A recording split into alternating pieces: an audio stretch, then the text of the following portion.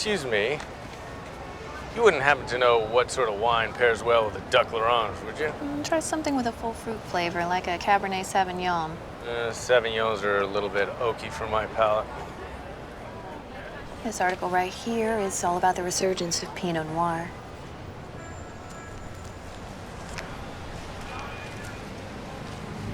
You know, you could just pay me right out in public. But then I wouldn't feel like James Bond. Who does that make me? Pussy galore. Octopussy. That's enough, Harvey. What do you have for me? Nothing. On paper, Tanner's clean. He may break the rules, but he covers his tracks. You never come up empty for me before. This time either. Tanner booked a conference room at the Waldorf tomorrow at noon. Divide and conquer. It's gonna gather my plaintiffs, scare them, and then give them a lowball offer. That's illegal. What? You've used me for a lot of things. You've never asked me to investigate another attorney before.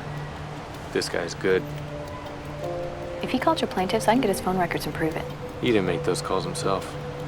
He's not gonna be at the Waldorf either tomorrow. But I will.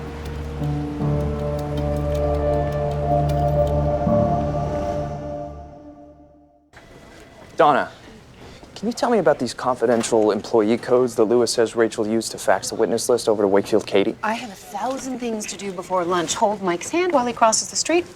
Not one of them. Donna, this one's for Rachel.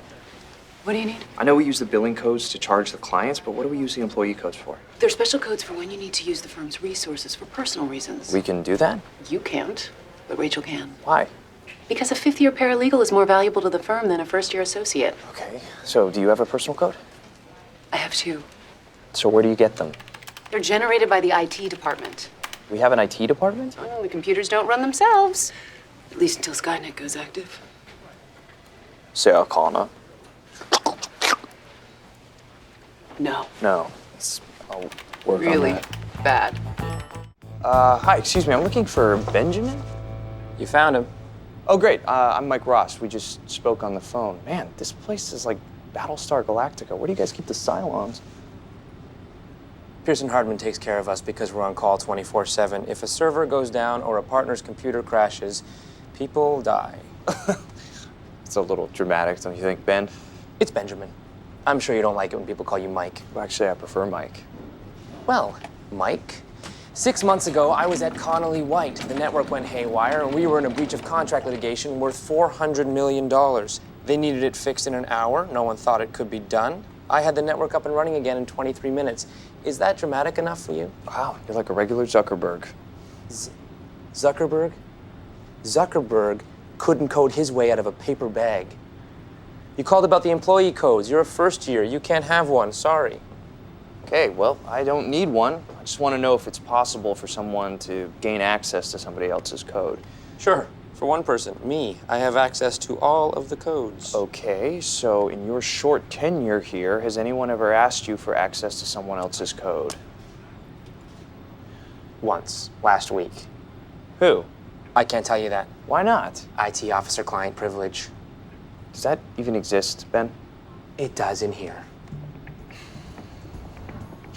All right, Ben, why don't we make a bet? I think you mean a wager, Michael? Yeah, sure. I'm gonna tell you every single number on this piece of paper, and you're gonna give me that name.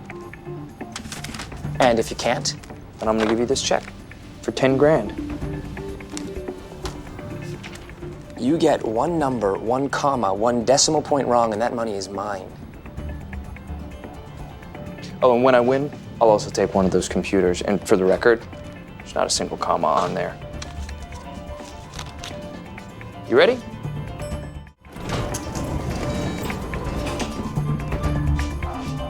Rachel, it's Mike. I figured out who leaked the list to Wakefield Katie. It was Lewis. Call me back.